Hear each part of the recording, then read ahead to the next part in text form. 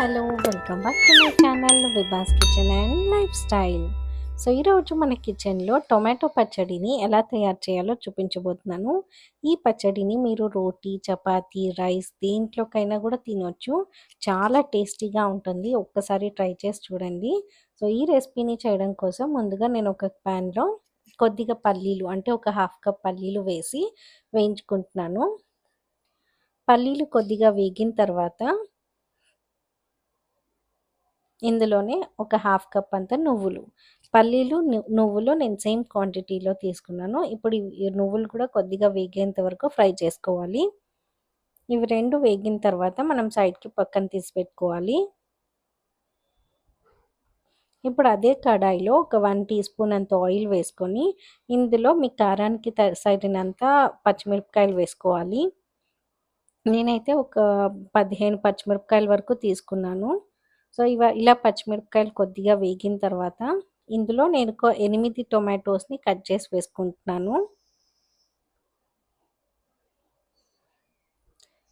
ఇలా టొమాటోస్ అంతా వేసుకున్నాక ఇందులోనే కొద్దిగా పుదీనా, కొద్దిగా కొత్తిమీర వేసుకొని అంతా ఒకసారి బాగా మిక్స్ చేసుకోవాలి.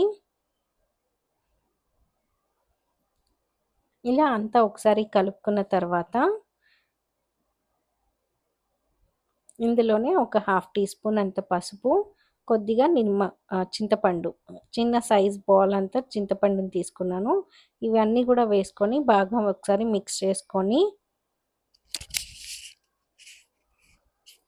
మూత పెట్టుకొని మనం లో ఫ్లేమ్ మీద 5 నుంచి 10 నిమిషాల పాటు టొమాటోస్ బాగా మగ్గేంత వరకు ఫ్రై చేసుకోవాలి. సో ఇలా టొమాటోస్ అంతా బాగా ఫ్రై అయిన తర్వాత ఇలా సాఫ్ట్గా అవుతాయి. ఇలా అయిన తర్వాత మనం స్టవ్ ఆఫ్ చేసుకొని చల్లారబెట్టుకోవాలి. ఇప్పుడు ఒక మిక్సీ జార్లో ముందుగా వేయించి పెట్టుకున్న పల్లీలు, నువ్వులు వేసి పొడి చేసుకోవాలి. ఇప్పుడు ఇందులోనే మనం ముందుగా కుక్ చేసుకున్న టొమాటోస్ని కూడా వేసుకొని ఇందులోనే కొద్దిగా వెల్లుల్లి, రుచికి తగినంత ఉప్పు వేసి మిక్సీకి వేసుకుంటే మనకి ఎంతో టేస్టీగా ఉండే పల్లీలు నువ్వుల టొమాటో పచ్చడి రెడీ అయిపోతుంది. సో మీరు కూడా ఒకసారి ఈ రెసిపీని ట్రై చేసి ఎలా ఉందో నాకు తెలియజేయండి. Thank you.